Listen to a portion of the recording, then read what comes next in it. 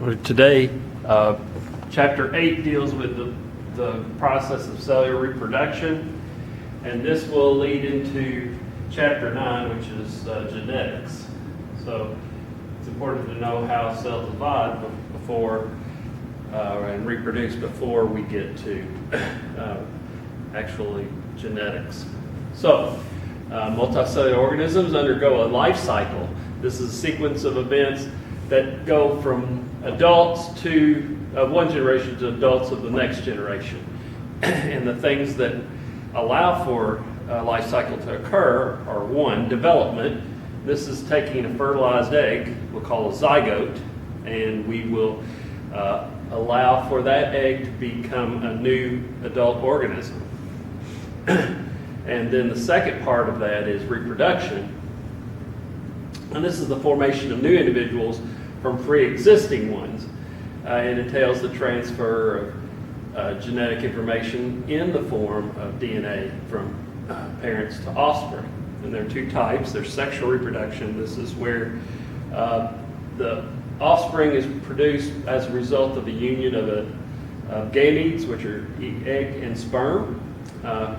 And then there's asexual reproduction, which is production of offspring from a single parent without the participation of egg and sperm.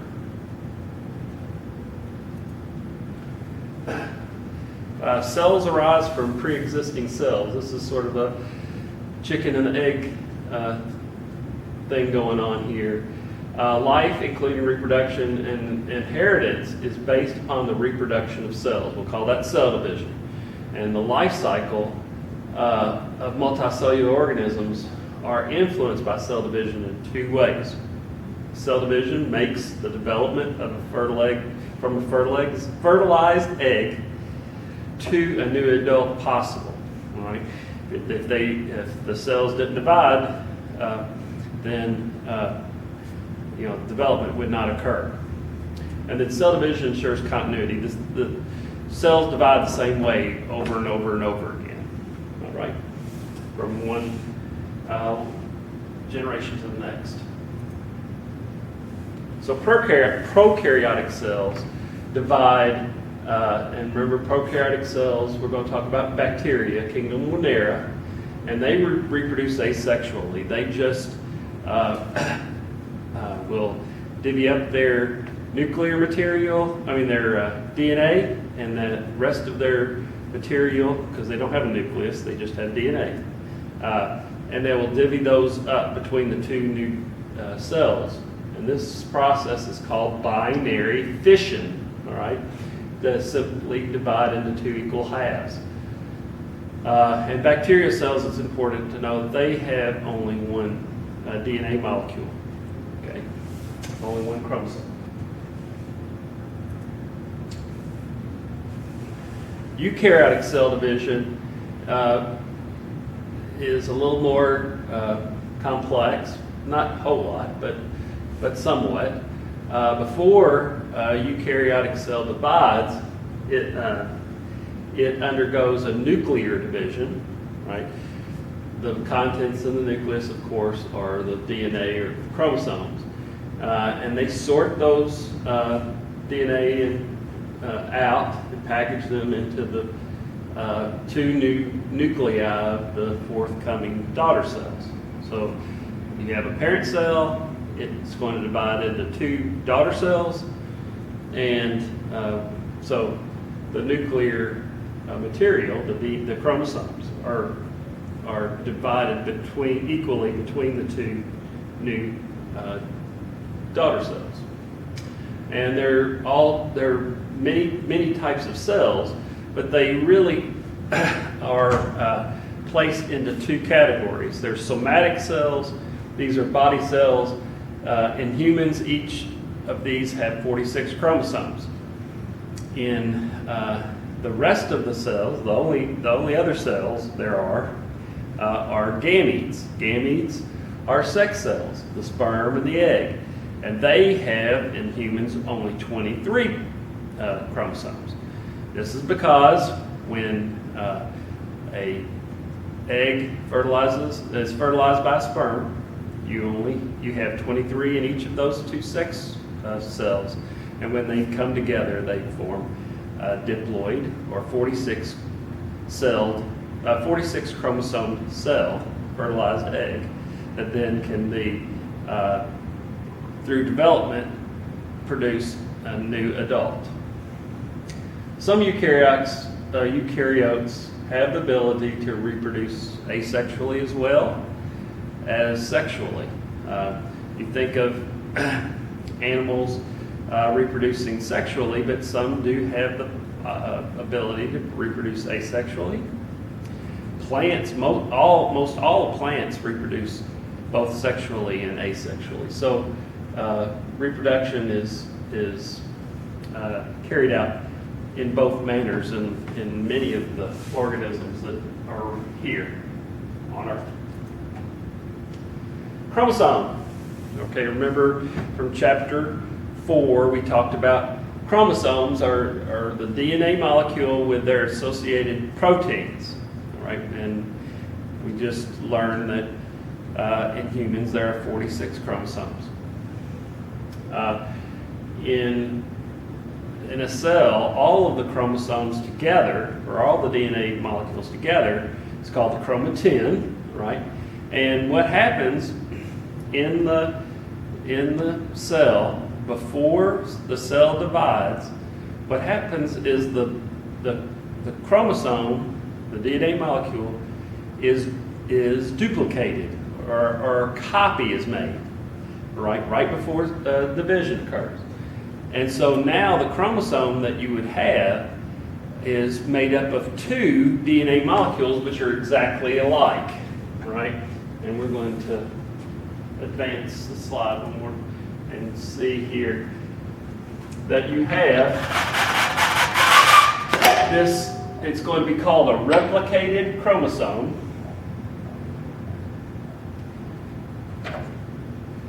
And so it's going to be contained with two DNA molecules that are attached in the middle by a structure called a centromere. Okay, so after I put the screen back down, this whole thing is called a replicated chromosome.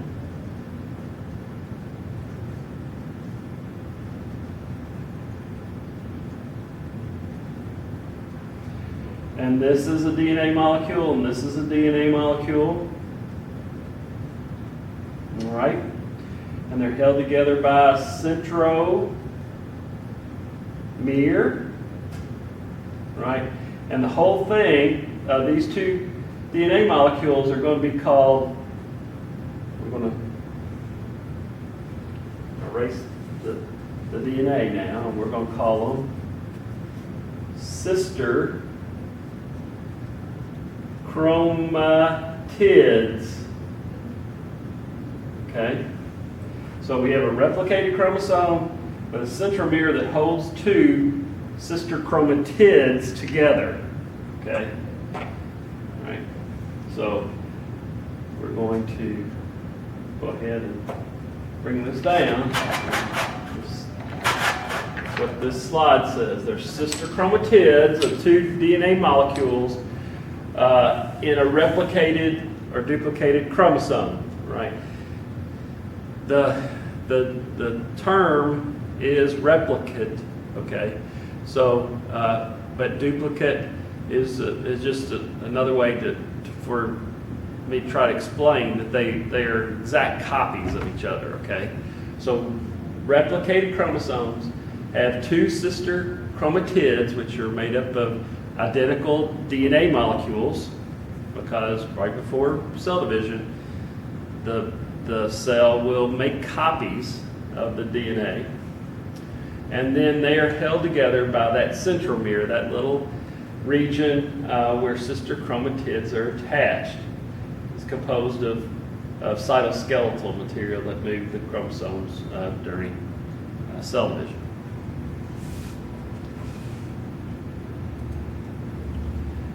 So, we go from a life cycle to the cell cycle. And it's just a sequence of events that extends from the time a cell divides to form two new daughter cells to the time when those two daughter cells then divide again, all right?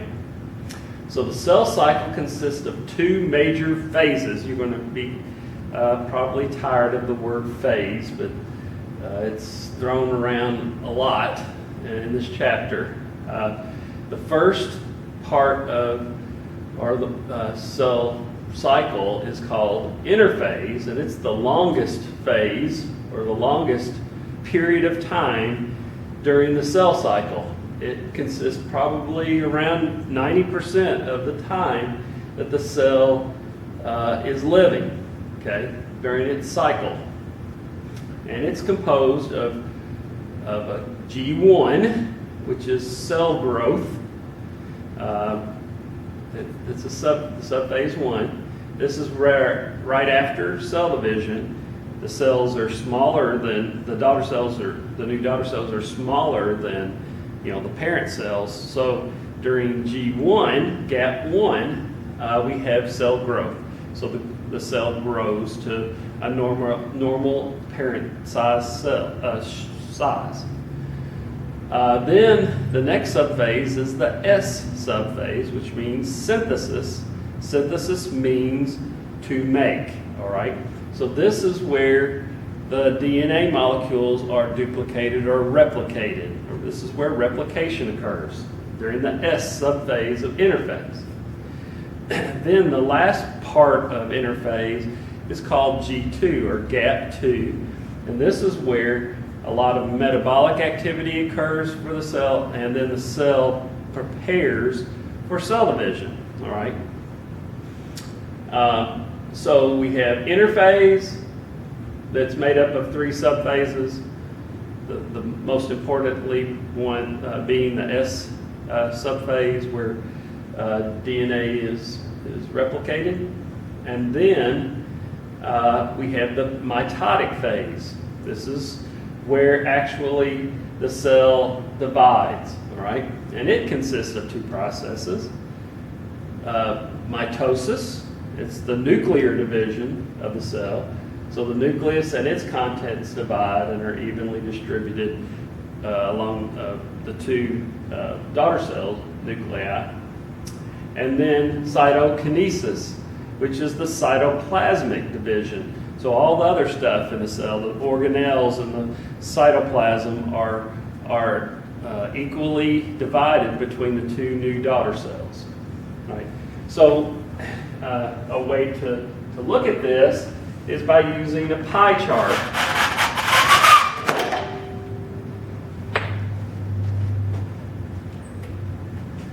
So if we look at this pie chart, we see that interphase occurs 90% of the time, right?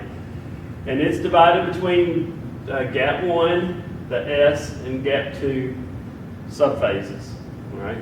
S is where replication occurs of the DNA. Then we get to this 10% sliver where we have the mitotic phase, and we have mitosis occurring first, and then cytokinesis ends up the mitotic phase. What we're going to see is that mitosis and cytokinesis sometimes occur simultaneously in the later stages of mitosis. Okay, so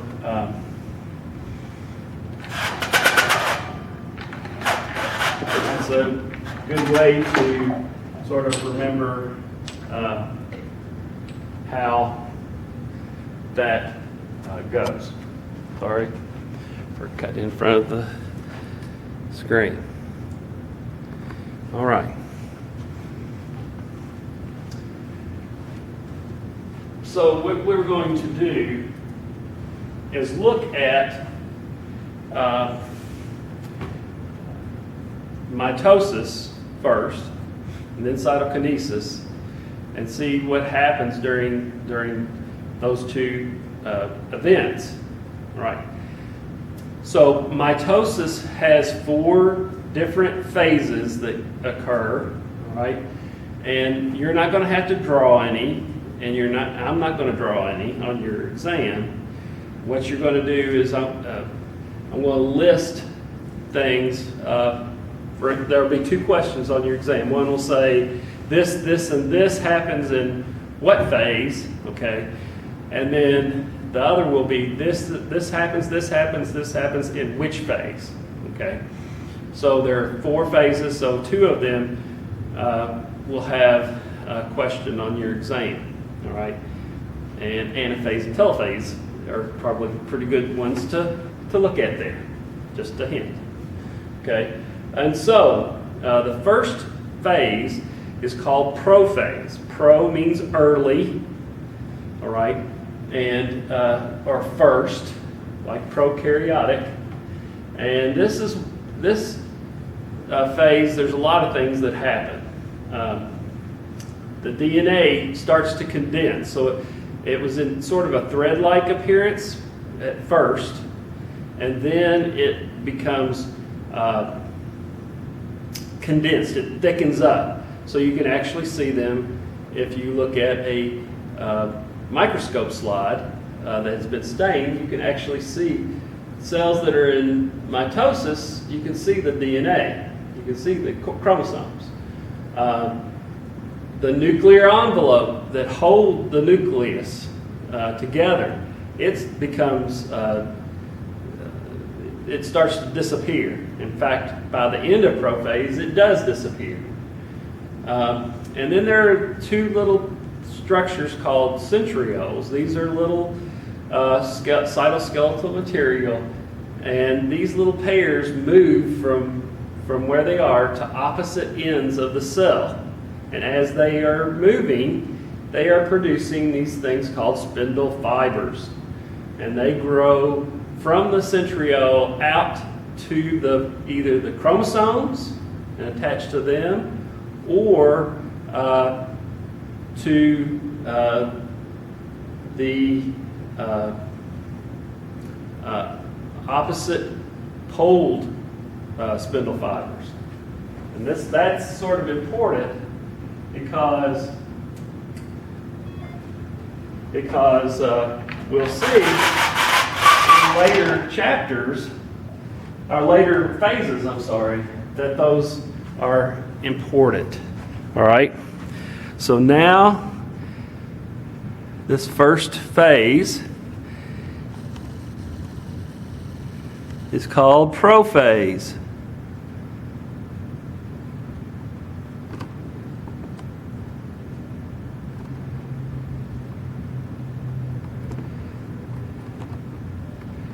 All right? And in prophase, our chromosomes thicken up so you can see them really well. They're replicated, right? They have sister chromatids with a centromere holding them together. During prophase, the nuclear envelope disappears. Okay? All right. Now, these centriole pairs here start producing spindle fibers, and they move toward the end of prophase all the way down to opposite poles of the cell. And then these spindle fibers that come up from the centrioles connect to these chromosomes, right?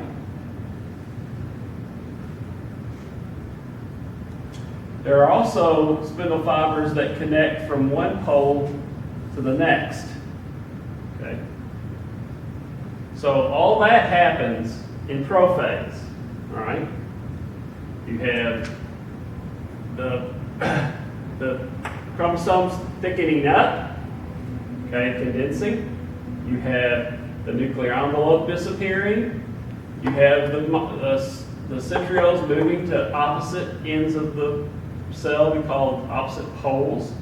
And then these spindle fibers start to connect to either the chromosomes or to other spindle fibers from the opposite side of the cell. Okay.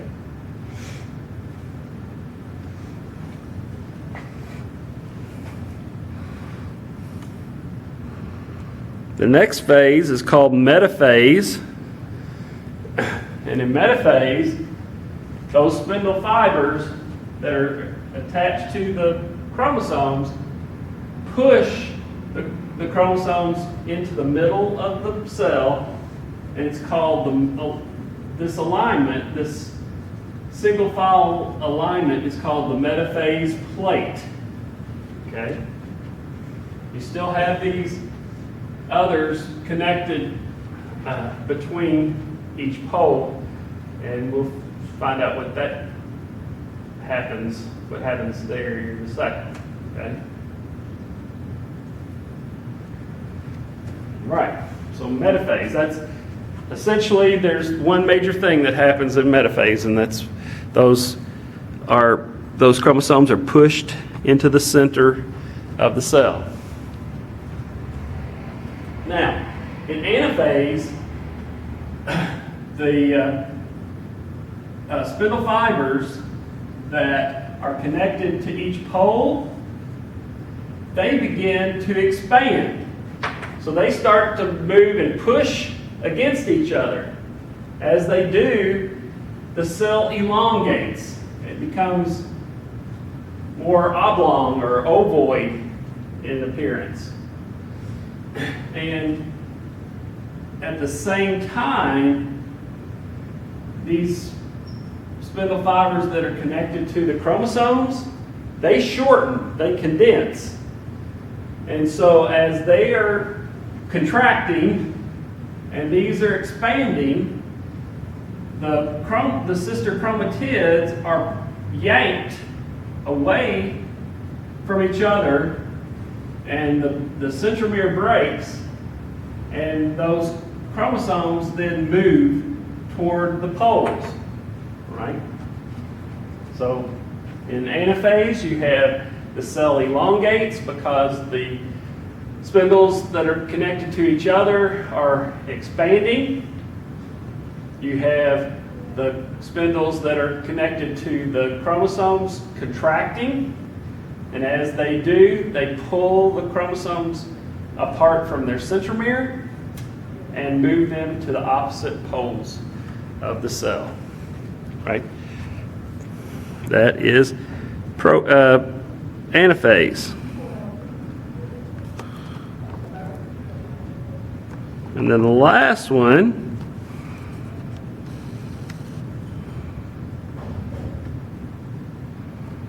is called telophase. In telophase,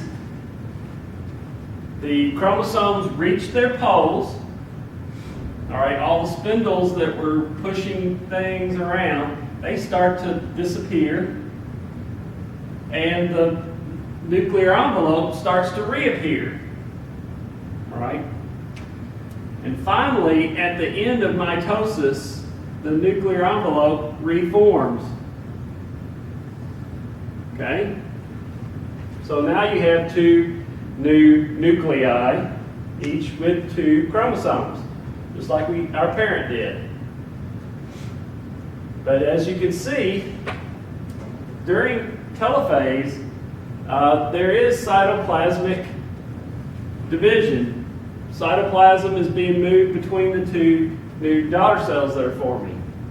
So cytokinesis, which is cytoplasmic division, occurs simultaneously as telophase is occurring. In animal cells,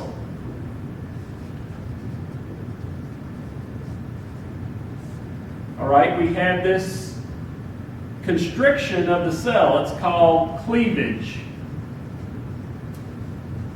And the little pinch area is called the cleavage furrow.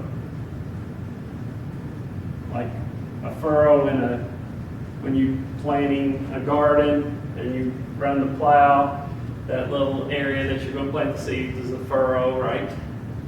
And eventually,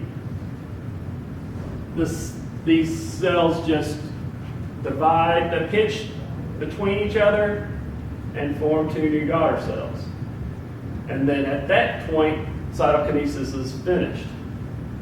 In plants, and put a star by this because you're going to have one of your short answers asks what is the structure that's found in cytokinesis of plants.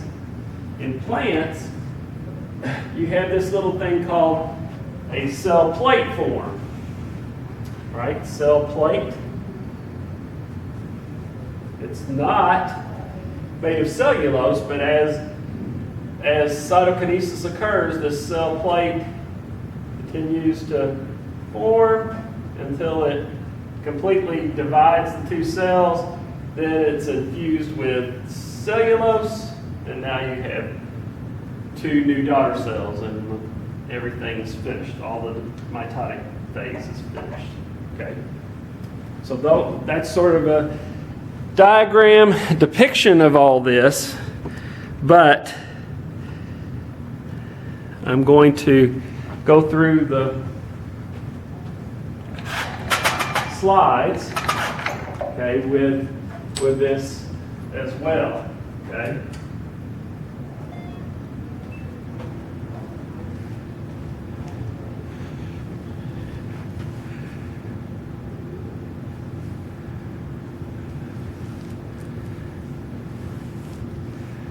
All right, so it takes a while for it to